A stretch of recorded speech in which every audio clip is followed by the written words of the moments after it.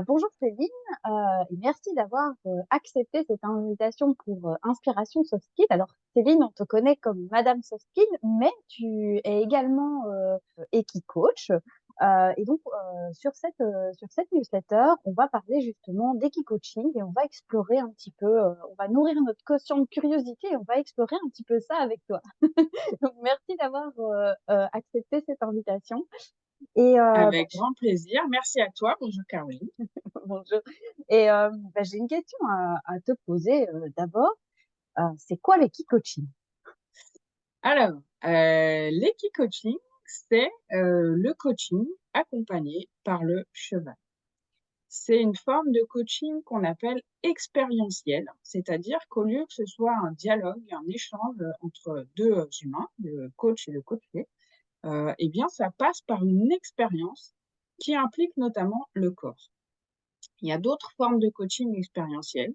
Je connais des gens qui, font du coaching avec de la boxe, avec de l'apnée, voilà, qui sont des formes de coaching où on va travailler, par exemple sur l'apnée, on va travailler, le la cohérence cardiaque, le fait de revenir au calme, de contrôler ses émotions et cetera. Sur la boxe, on peut être coaché sur, comment gérer l'adversité, comment, garder son sang-froid et cetera.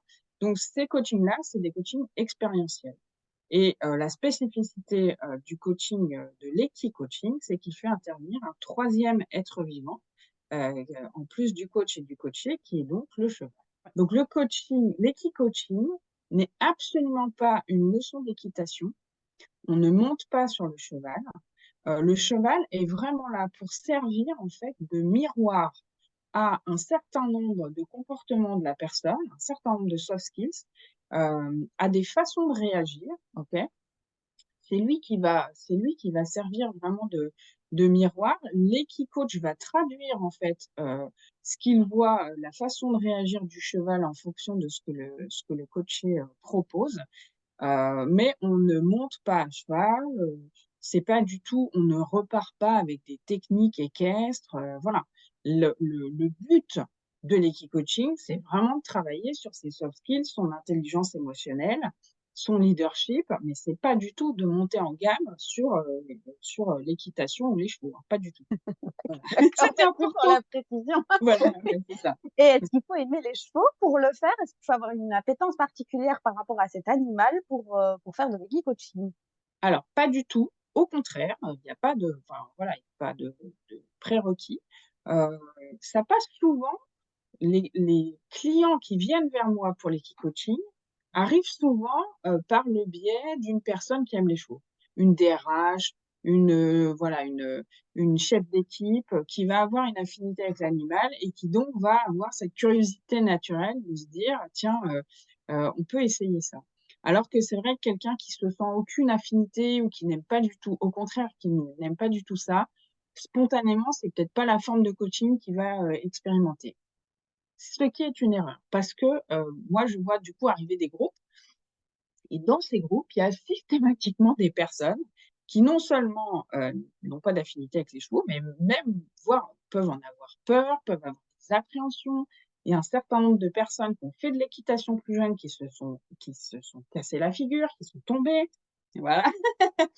Heu et donc au contraire, il y a une appréhension et en général, ce qui est bluffant avec les chevaux et avec cette forme de coaching-là, c'est que comme on n'est pas du tout sur de l'équitation, les plus réfractaires, les plus, peureux au départ sont ceux qui ressortent avec le plus gros effet waouh. Voilà, je dis souvent, vous, à la fin de la journée, vous voudrez repartir avec le cheval dans le coffre de votre voiture c'est c'est quasiment toujours le cas donc non, il y a pas besoin d'affinité avec le cheval. Le cheval fait très bien son job, et il se fait accepter, tel qu'il est.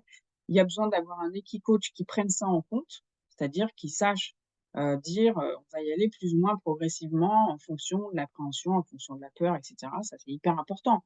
Moi, je commence, par exemple, souvent avec des petits chevaux ou des grands poneys. Je vais pas commencer avec un cheval qui fait 1,80 m parce que parce que je sais qu'il y a des équi-coachs qui font ça, mais moi je trouve ça, je trouve que ça va pas m'aider à, faire ce que j'ai envie de faire avec les chevaux, en fait. C'est très bien. Et qu'est-ce qui t'a amené, toi, dans ta vie personnelle, professionnelle, dans ton parcours, à justement à faire de l'équicoaching? Alors, 2 choses. Il y a mon expérience de l'assessment, donc l'évaluation par mise en situation, heu et où en fait, on va évaluer les personnes sur, des comportements, des compétences comportementales, les fameux soft skills, en les immergeant dans des univers qui sont différents de ceux dans lesquels elles ont l'habitude d'évoluer. D'accord? Donc l'assessment, c'est une technique d'évaluation par mise en situation. Or, le cheval, le fait de travailler avec un cheval, c'est une mise en situation expérientielle. D'accord. Il y a une rencontre aussi avec lors d'un assessment à Londres avec parce que les Américains et les Britanniques sont très en avance, par rapport à nous sur ce sujet de l'equi-coaching et c'était une psychologue, britannique qui faisait de l'equi-coaching et qui m'a dit: «Tu es cavalière, tu es passionnée de chevaux, tu fais de l'assessment, tu as tous les ingrédients». Donc à partir de là, j'ai commencé je ne savais même pas que ça existait et j'ai commencé à m'y intéresser. À l'époque, il n'y avait que 2 livres en anglais qui existaient sur le sujet. Aujourd'hui, il y en a plein. Mais à l'époque, il y avait que 2 livres en anglais. Je parle anglais, donc j'ai pu lire ça. J'ai regardé des vidéos d'Américains qui, expérimentaient cette méthode, et j'ai mis longtemps à oser m'autoriser à faire ça, parce qu'à l'époque, c'était très peu connu. Moi, ça fait 9 ans, hein, que je suis Equicoach, donc ça fait 14 ans que j'en ai entendu parler, au total et à l'époque, en France, il devait y avoir 3 ou 4 personnes qui faisaient ça. Aujourd'hui, apparemment, il y a 200 Equicoach nouveaux qui arrivent par an, sur le marché, donc on n'est plus du tout sur les mêmes dimensions. Et puis le troisième élément qui m'a amené à faire de l'équicoaching, c'est la rencontre avec, un cheval que j'ai acheté, et qui m'a mis face à toutes mes qui m'a équicoché en fait. C'est-à-dire qu'il m'a mis face à toutes mes émotions, ma colère, mon ego, toutes les dimensions pouvoir, contrôle, lâcher prise, enfin la totale. C'était un très, très bon maître d'école, je ne m'en sortais pas, donc il a fallu que je cherche des solutions pour arriver à m'entendre avec cet animal et au final, il m'a rendu un fier service parce que c'est lui qui m'a mis, sur ce métier-là. Alors justement, l'équicoaching ou la relation avec le cheval dont tu parles ici, est-ce que c'est un outil alors qui te permettrait d'une certaine manière de conscientiser ces soft skills? Exactement, exactement. C'est vraiment ça, l'effet miroir en fait, qui est d'une puissance incroyable, il faut le vivre pour le croire. C'est que, les chevaux les chevaux n'ont pas de cortex préfrontal. Contrairement aux humains. Les chevaux sont des proies, donc ils réagissent, ils sont hypersensibles et ils réagissent à ce qu'on leur envoie, d'accord? Le cercle d'intimité d'un cheval, c'est 9 mètres. Ça veut dire que quand on est dans ces 9 mètres, il est concerné par, des choses très fines, toutes nos émotions. Hem, Ils vont directement aller sur ce qui constitue notre façon de faire et notre façon d'être, d'accord? Ils vont réagir à ça en effet miroir. Et comme n'ont pas de cortex préfrontal, contrairement aux prédateurs, par exemple, qui élaborent des stratégies pour chasser des proies, des eux, ils sont proies, donc ils sont uniquement dans la réaction, d'accord? Donc ce qui va se passer, c'est que le cheval, en fait, il va montrer en miroir si, tu sais pas où tu veux aller, ben le cheval, il peut te ramener à la porte du manège et c'est beaucoup plus efficace de se faire pousser par un cheval en dehors du manège, plutôt que d'avoir quelqu'un qui dit entre humains: «Tu le problème avec toi, c'est que tu ne sais pas où tu vas». Un cheval qui se met en colère, la colère, elle vient pas de lui, hein. Les chevaux sont pas en colère naturellement. Donc quand quelqu'un arrive avec cette énergie-là de colère, de de méfiance, en plus on utilise des chevaux qui sont plutôt cool évidemment, hein. Tous les chevaux ne sont pas compatibles pour faire de l'équicoaching. On va utiliser des modèles qui sont, safe. Donc si le cheval se met en colère, c'est que la colère, c'est un effet miroir, c'est une résonance par rapport à ce qu'apporte la personne.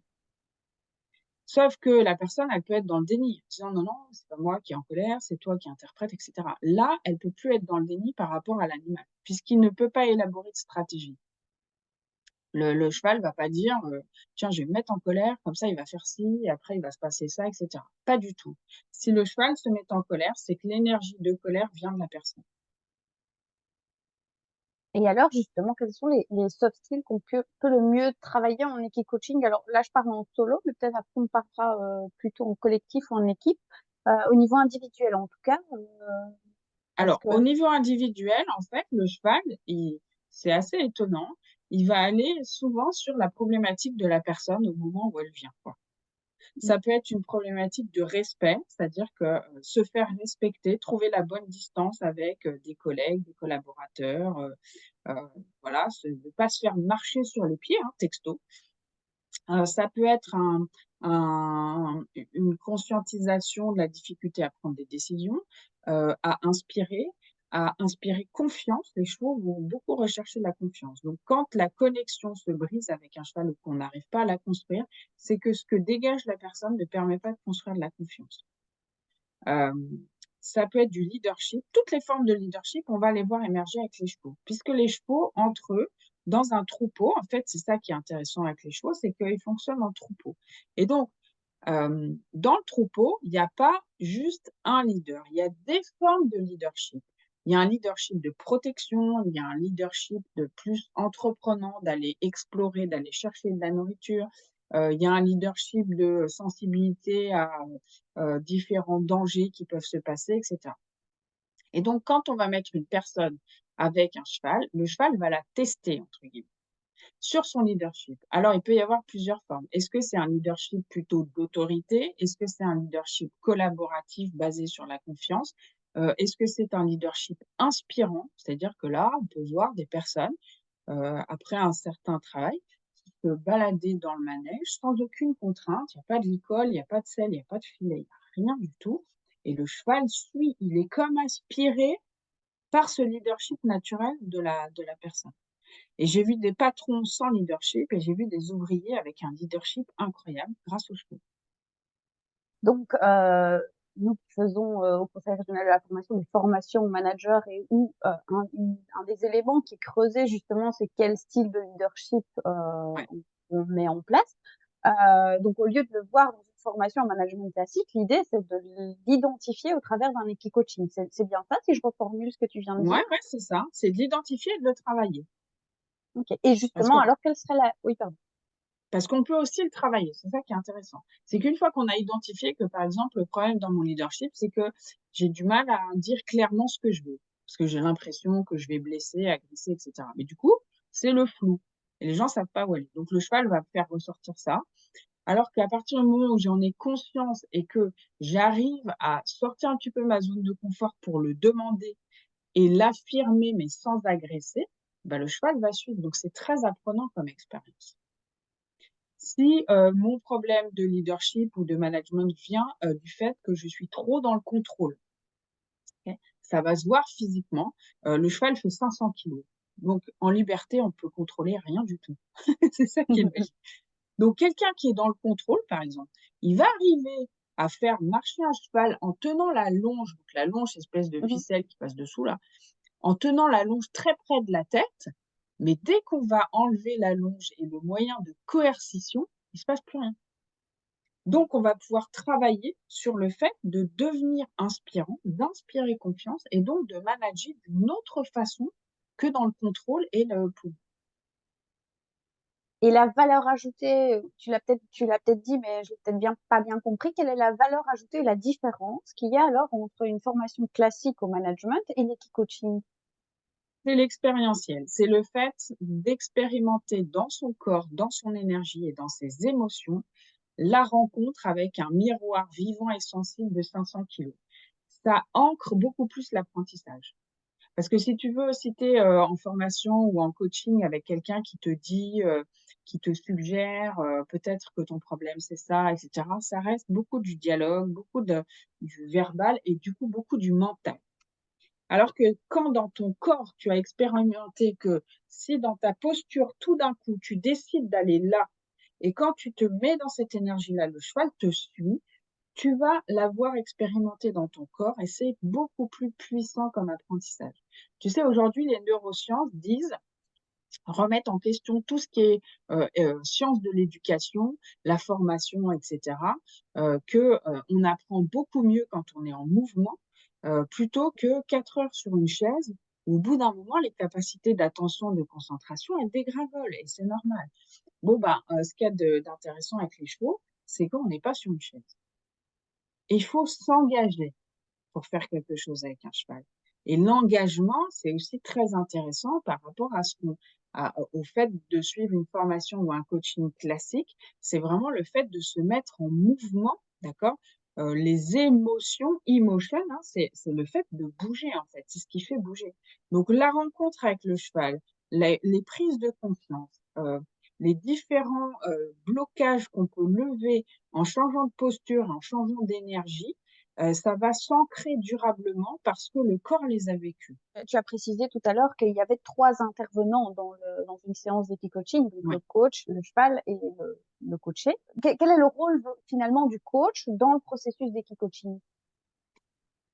Eh ben, pour se rendre compte de ça, il suffit d'aller dans un manège avec un cheval et d'essayer de faire des trucs. Surtout avec le cheval dont tu as parlé, qui Voilà, a été d'un mètre révélateur. 80, ce qui fait bien peu. Alors, premier rôle, la sécurité. L'équicoach, il est garant de la sécurité des personnes, c'est-à-dire qu'il va avoir un œil sur ce qui potentiellement peut être dangereux, parce qu'il faut savoir que la tête d'un cheval, ça fait 75 kilos. Mhm. Donc, voilà. Moi, il m'arrive, en tant qu'équicoach, de demander à l'écurie qui me reçoit, parce que je fais ça partout en France, dans plein de clubs différents, de dire, ce cheval-là, il convient pas, il m'en faut un autre. Ouais. Plus calme, plus vif, plus ceci, plus cela, d'accord? En tout cas, si je pressens qu'il peut y avoir un danger pour les participants parce que le cheval n'est pas assez respectueux des personnes, je vais le changer. Mhm. Quelqu'un qui connaît pas les chevaux, bah, il peut pas faire ça, d'accord? Donc l'équicoach, il doit déjà avoir une très bonne culture et lecture des chevaux. Ça, c'est hyper important pour comprendre, en fait, et pour pouvoir faire ensuite la traduction. En fait, l'équicoach, c'est l'interprète des signaux qu'envoie le cheval.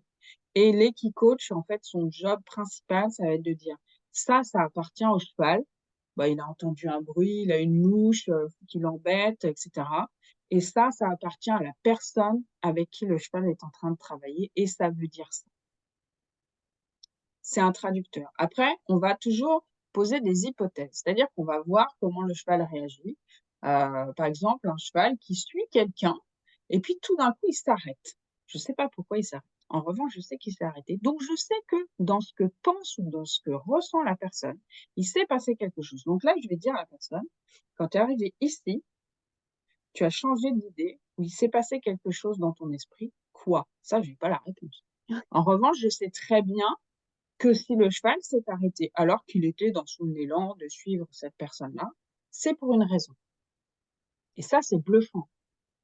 Parce que ça peut être tout simplement, ben, je me suis mis à penser au boulot, ou je me suis mis à penser à mon fils avec qui j'ai des soucis. Et du coup, hop, le cheval, lui, il perçoit ça, il perçoit ce changement d'intention et il s'arrête.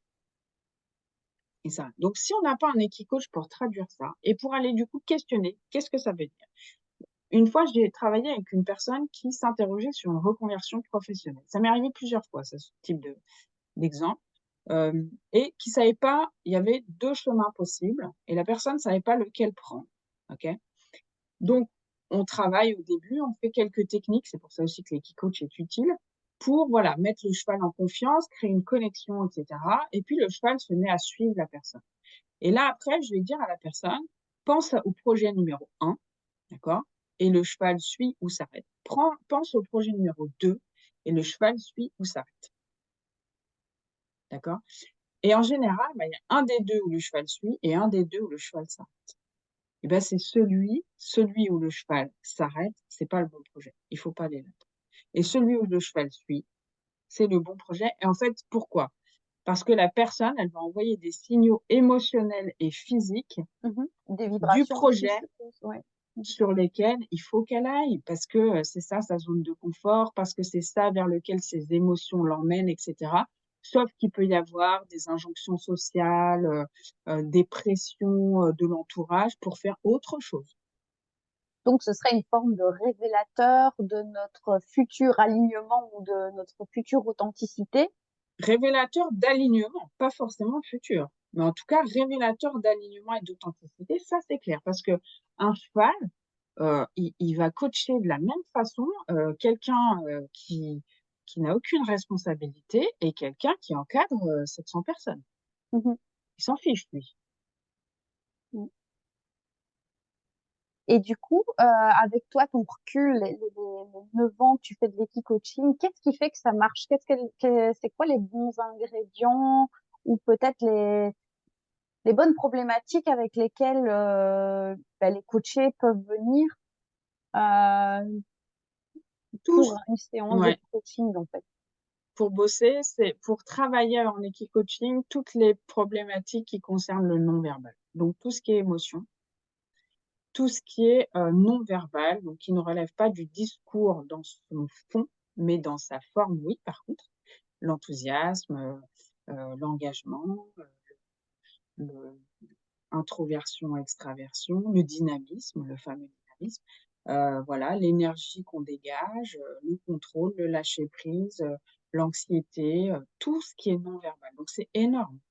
Quand on sait, alors bon, les avis divergent par rapport à ça, mais on dit entre 80 et 90 de la communication est non verbale. Mhm. Il faut juste être conscient de ce qu'on dégage, en fait. Parce que ça va faire passer des messages avant même qu'on ait ouvert la bouche. Donc le cheval, il fait travailler cet aspect-là exactement de la personne. Tout ce qui relève du non verbal. Alors, des fois, j'ai des gens qui viennent et qui ne peuvent pas s'empêcher de parler au cheval. Mais je les laisse faire.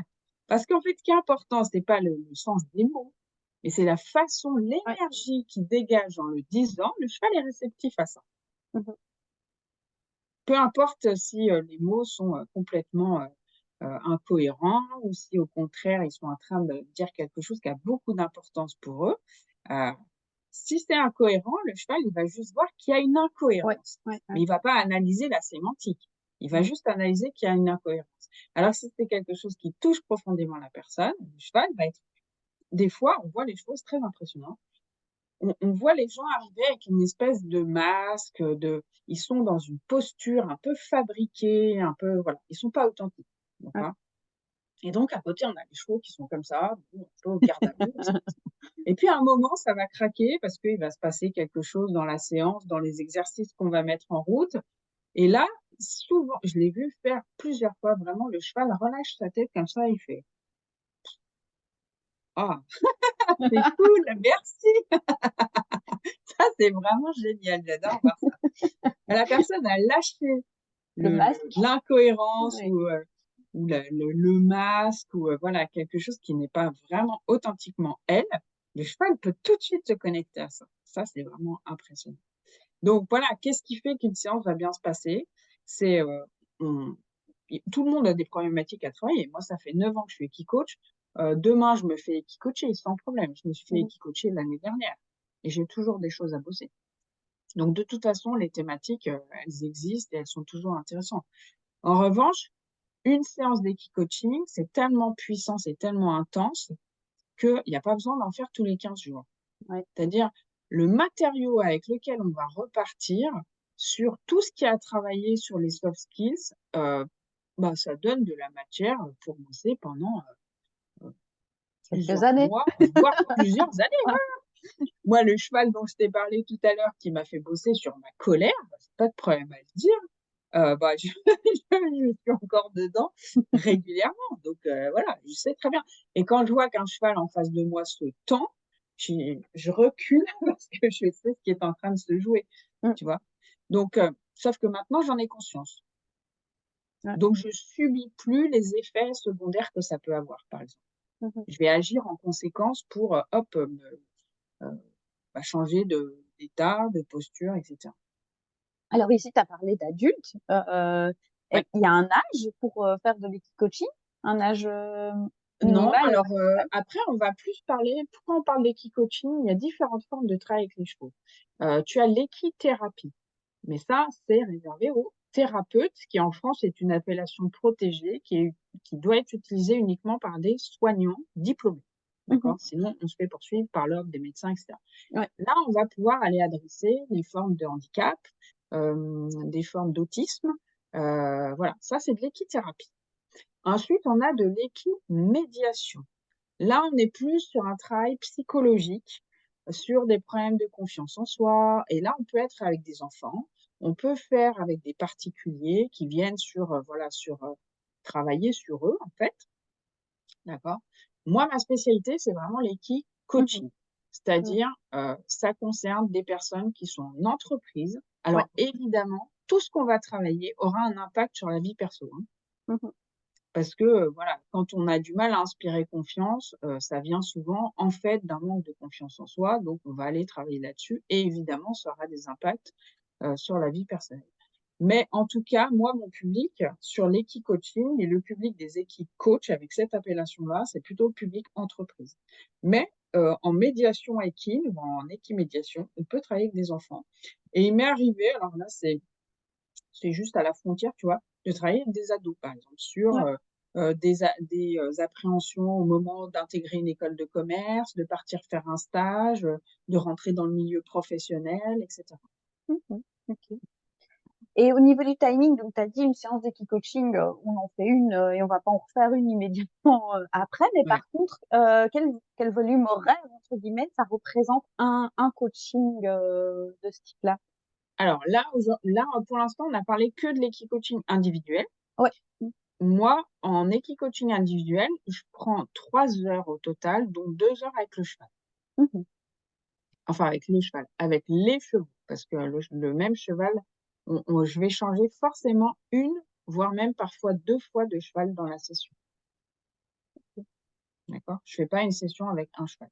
J'en Ouais, mets toujours 2 ou 3. Le cheval, c'est une éponge et en fait, au bout d'un moment, il sature et il va plus c'est ça. écouter. Il va Ouais. plus se mettre en résonance parce que pour lui, c'est trop. Pour un hypersensible, c'est trop, en fait.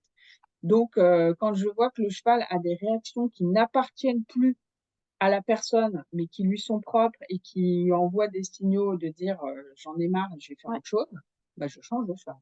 Voire même, je change avant qu'il y ait ça. Voilà. Donc, je fais jamais plus d'1 heure avec un cheval, jamais, jamais. OK. Donc 2 heures, c'est 2 ou 3 chevaux et il y a une demi-heure avant de présentation, d'introduction, on parle un peu de soi, je présente les grandes lignes du travail, les règles de sécurité et puis à la fin, il y a un débrief évidemment. Il y a des débriefs tout le long, en situation avec le cheval, d'accord? C'est-à-dire régulièrement, on fait des pauses, on analyse ce qui vient de se passer et cetera. Mais au bout des 2 heures et demie, du coup, on va aussi, remettre le cheval à l'écurie et aller faire un débrief sans le cheval, un peu plus à froid du coup, Mmh. de tout ce qui s'est passé pendant la séance. Donc ça, c'est pour le format individuel et après le format en équipe, Ouais. mon format préféré, c'est une journée, Mmh. d'accord? Les équipes ne peuvent pas dépasser, 12 personnes pour un équicoach. C'est-à-dire que si j'ai un groupe de 20, bah, il y aura forcément 2 équicoachs. Et là, c'est une journée parce que c'est progressif et parce que, comme pour les assessments, je vais être intéressée à la fois par la relation individuelle de la personne au cheval.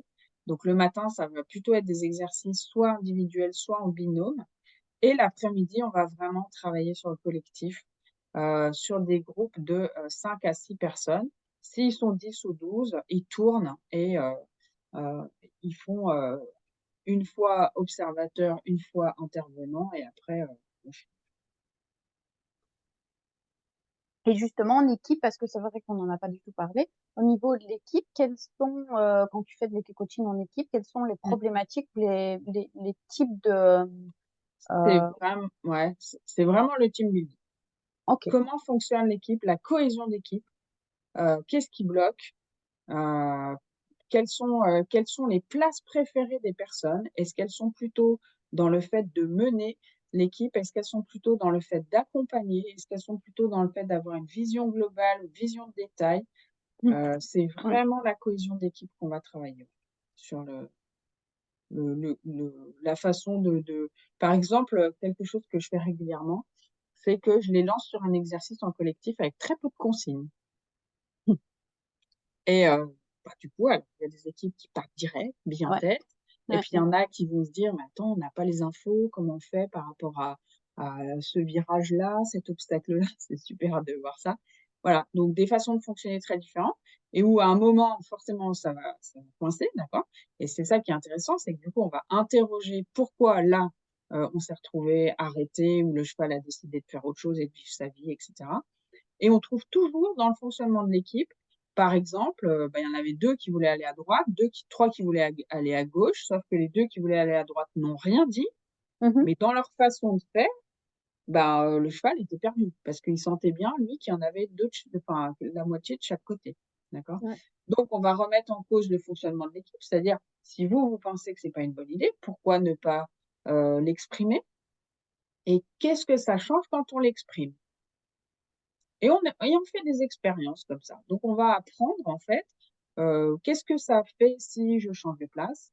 Qu'est-ce que ça fait quand on change de meneur? Parce que celui qui est devant, il mène, c'est Ouais, le la métaphore du management, hein. Il y a le ouais. management sur les côtés, accompagnant, il y a le management plutôt, visionnaire, leadership inspirant, il y a le management par derrière qui a une vision globale. Hem, donc voilà, on fait des hypothèses et à un moment, s'il y a vraiment une cohésion d'équipe, le cheval est très peu contraint, hein. Au début, il a juste un licol et une longe autour du cou et Mmh. après il est en liberté avec 5 ou 6 personnes autour de lui. Donc c'est vraiment la cohésion d'équipe qui va faire qu'il va se déplacer avec ces personnes-là.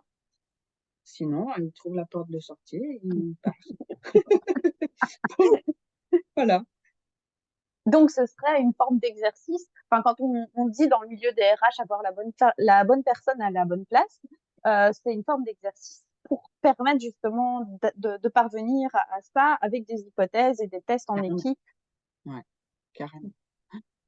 C'est là qu'il y a des gens qui découvrent qu'ils pensaient être des bons meneurs et qu'ils ne le sont pas, ou au contraire, qu'ils ne pensaient pas être des bons meneurs et qu'ils le sont. J'ai un groupe qui a travaillé avec moi l'année dernière, avec quelqu'un qui s'est révélé être une leader incroyable, heu et en fait, sa responsable hiérarchique, elle m'a dit après, j'avais un peu senti ce potentiel-là, mais j'avais pas de certitude. Et elle m'a dit: «Après la journée d'équicoaching, je l'ai fait monter en gamme, je lui ai donné des responsabilités». Elle osait pas les demander parce que c'était une jeune femme, et voilà et maintenant elle s'est épanouie et elle avance et c'est vraiment grâce à l'équicoaching et grâce à ce qu'elle a montré en menant le groupe avec le cheval, que j'ai pu avoir la conviction que c'était la bonne personne à faire évoluer. J'avais un doute par rapport à son âge parce que je la trouvais jeune, mais en Ouais. fait, bon, bah, voilà, le leadership n'a pas d'âge, hein. C'est-à-dire qu'on Mmh. peut en avoir à 24 ans et pas du tout à 60, donc ça veut vraiment rien dire. Et je digresse, mais une question, est-ce qu'il faut avoir fait de l'equi-coaching en individuel et en solo avant pour faire de Non, l'equi-coaching en équipe ou pas du tout? non, on fait une prise de contact le matin, c'est pour ça que j'aime bien avoir la journée. Ça m'est arrivé de faire des team building en demi-journée, bon, bah, là, on va vite sur le format collectif. Ouais. Heu, mais non, parce que, bah, on travaillera moins la dimension individuelle, évidemment. Mmh. Mais moi, si j'ai la journée, je vais toujours commencer par une prise de contact individuelle. Alors en fait, c'est pas vraiment individuel, c'est des binômes ou des trinômes, mais Ouais. chacun à leur tour, ils vont expérimenter la connexion avec le cheval sur un petit slalom, par exemple. Et déjà là, c'est bluffant parce qu'on voit que sur 3 personnes, avec le même cheval, il y en a pas une qui le mène de la même façon. Ouais. Et déjà là, il y a des prises de conscience en disant, voilà, la façon de faire un exercice simple, bah, toi tu commences comme ci, moi je commence comme ça et pourquoi là le cheval il suit, là il s'arrête, voilà, Mmh mh. c'est déjà hyper riche. Ouais. Mais non, il y a pas de nécessité d'avoir fait une vraie séance individuelle, c'est un autre travail en fait, vraiment. Ouais. Mmh mh. C'est un Un autre angle et une autre manière de fonctionner. exactement, Ouais. ouais, ouais. Mmh. Et alors pour conclure, quel serait, enfin, le meilleur retour que tu pourrais nous partager sur une séance d'equi-coaching? Quelqu'un qui t'aurait fait un retour, alors en solo, en individuel ou en collectif, Alors mais j'en ai qui aurait eu plusieurs. cet effet waouh dont tu nous parlais tout Ah à l'heure? ouais, ouais, il y en a plein, très sincèrement, il y en a plein. Moi-même, je suis bluffée, souvent. J'ai des gens qui ont changé de vie, heu, qui ont changé de vie suite à des séances d'équicoaching. Vraiment, j'ai quelqu'un qui a osé, heu, refuser un poste de manager qui lui faisait très peur, mais en fait, il se sentait contraint d'y aller, et qui du coup derrière s'est senti soulagé, voilà, de façon énorme.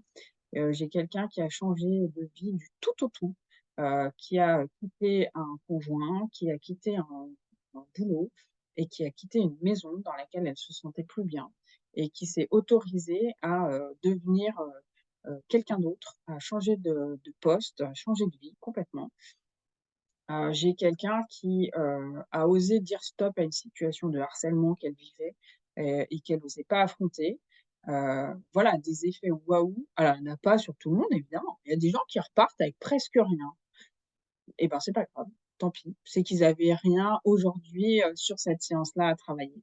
Mais des effets waouh, alors ça, ce que je te cite, c'est des exemples qui m'ont vraiment marquée parce que, plus, on peut pas. Heu, mais des effets waouh sur des prises de conscience, de fonctionnement, de petits problèmes qui finalement sont assez faciles à gérer une fois qu'on en a pris conscience, il y en a sur toutes les séances, toutes les séances. J'ai très peu de déçus. La plus grosse session que j'ai fait, c'était, j'avais 80 personnes sur 5 week-ends, OK?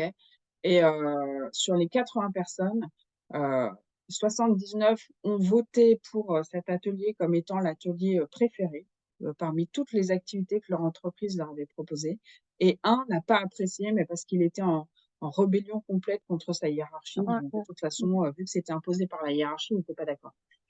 Et là, le taux de satisfaction, il m'a complètement bluffée parce que pour faire d'autres formes beaucoup plus classiques de coaching, de formation, on n'a jamais ça, enfin pas à ce niveau-là, en fait, Ouais. à ce niveau-là. C'est magique, hein, vraiment, hein. L'equine-coaching, la rencontre avec le cheval, elle est d'une puissance, incroyable. Bah, merci en tout cas, Céline, de nous Merci à avoir toi. ouvert le champ de quelque chose, en Ouais. tout cas, que moi je ne connaissais pas et qui est un peu, enfin quand même novateur, je pense, Mmh. qui est pas si connu que ça, donc Alors certainement en France, novateur, je sais certainement en pas, Belgique. alternatif, ça c'est sûr, ouais. Ouais, Ouais. ouais, ouais. Parce que et puis, il y a un effet aussi qui est sympa dans l'equi-coaching, c'est, qu'on sort du bureau, Ouais. Mmh. tu vois? On sort du bureau, on sort de l'école, on sort heu, de son poste habituel, on prend l'air, on se reconnecte avec la nature aussi un petit peu. Ouais. Avec son corps, avec ses émotions et ça, c'est très marquant et ça fait du bien, ça fait du bien. Bah, en Donc tout c'est cas, merci alternatif. pour cet échange qui fait aussi du bien et qui donne Tant d'autres mieux. portes pour, heu, pour explorer des choses, à la fois en lien avec la nature, les animaux et les soft skills de manière générale. Un grand merci à toi, Caroline. C'est toujours un plaisir pour moi de parler de ces sujets-là que j'ai vraiment à cœur.